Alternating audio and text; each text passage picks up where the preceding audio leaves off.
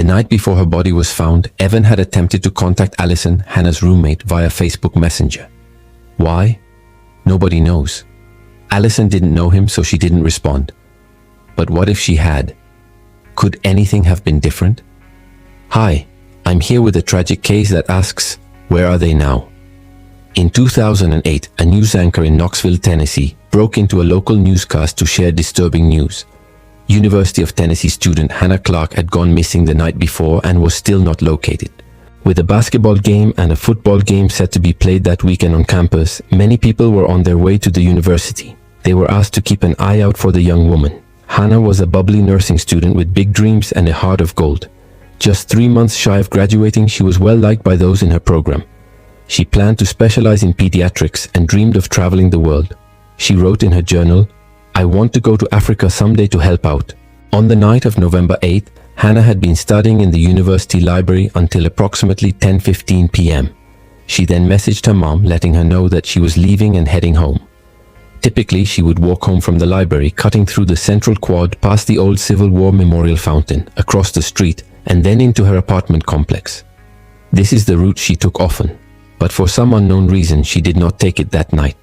When Hannah failed to arrive home, her roommate Allison grew concerned. She tried calling her friend, but her calls went straight to voicemail. While waiting to hear from her, Allison watched Netflix in her room. And when midnight rolled around, Allison became frightened. She texted Hannah, "Where are you?" But she received no reply. Over the next few hours, Allison texted her friend again and again, but each text remained unanswered. She soon contacted other friends to see if they heard from Hannah, but none of them had. Hannah had always checked in with someone when she arrived home safely, and her silence was deeply troubling. She was not known to leave her phone behind. Still, Allison hesitated to call campus police for nearly an hour, not wanting to sound like she was being dramatic. At 12:54 a.m., she finally contacted the university police. They filed a missing persons report and informed her that they would visit her apartment to look for clues. Meanwhile, Hannah's parents rushed from their home in nearby Jefferson City to Knoxville, desperately searching for their daughter along the way. As dawn broke on Friday, November 9th, officers searched the apartment and found nothing suspicious except that the side door was unlocked. Since Hannah never left the door unlocked, police suspected that she might have been in a hurry when she returned home. At 8 a.m., her mother posted on Facebook asking for prayer. Within hours, the post had been shared hundreds of times. That afternoon, campus police released a statement describing Hannah as a missing endangered person. She was 5 feet tall and weighed 115 pounds. She had long brown hair and hazel eyes. She was wearing black jeans, a white shirt, and brown boots. By 7 p.m., a search party of more than 300 people descended upon the campus. The group spread out across the school grounds, shining flashlights into the bushes and calling Hannah's name. Despite the efforts, there was still no sign of the missing student. As the weekend passed, fear began to grip the community. On Sunday, November 11th, a break in the case emerged. Campus police reviewed surveillance tapes and learned that Hannah had walked out of the library at 10:14 p.m. on Thursday and had been captured on tape walking toward the central part of campus. However, the tape showed her walking alone. Investigators also learned that Hannah's debit card had been used at 10:27 p.m. at a convenience store near a shopping center about 2 miles from her apartment. Police believe that she may have gotten into a car there.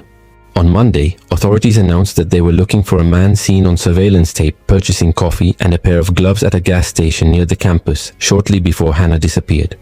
The man was described as white, about 6 feet tall with a slim build and short dark hair. He was wearing a gray hoodie. Although the footage was grainy, police hoped that somebody would recognize him and come forward. By this time, the story had made headlines across the nation. People everywhere were praying for the safe return of the bright-eyed nursing student.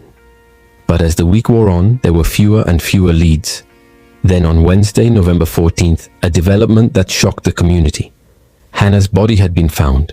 The previous day, a man had been hiking in an open wooded area outside of town when he noticed something buried under a mound of fallen leaves. He contacted police and they confirmed the grim discovery. Hannah had been found dead from blunt force injuries. Meanwhile, a 23-year-old acquaintance of Hannah named Evan Dorsey had been acting strangely. On the evening of November 15th, he was pulled over for imitating a police car. When the officer approached his vehicle, Evan sped off. He led the officer on a high-speed chase that ended when he crashed into a tree. Evan was injured and hospitalized, but he was soon transferred to the county jail where he was charged with aggravated assault and evading arrest. While at the hospital, he sent messages to friends and family, claiming to be distraught over the news of Hannah's death. He wrote, "I am going crazy right now.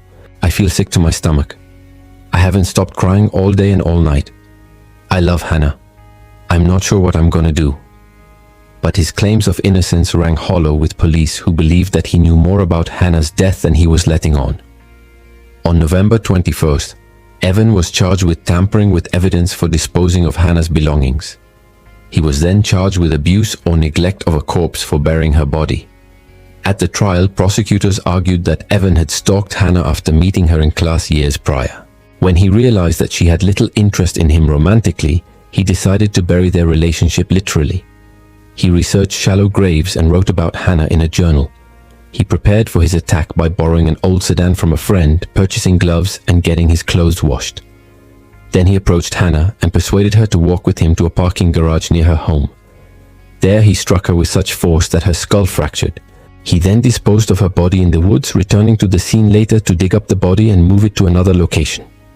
When he was unable to dig a deep enough hole, he covered her with leaves and moved on. Evan's defense attorney argued that he had acted in self-defense, claiming that he had not meant to kill Hannah. After deliberating for 6 hours, jurors rejected his claims and found him guilty of first-degree murder. He was sentenced to life in prison without parole. Today, Evan remains incarcerated at Whiteville Correctional Facility in South Dakota. In a letter to the judge prior to sentencing, he expressed remorse, writing, "I will forever regret and suffer for my actions for the rest of my life.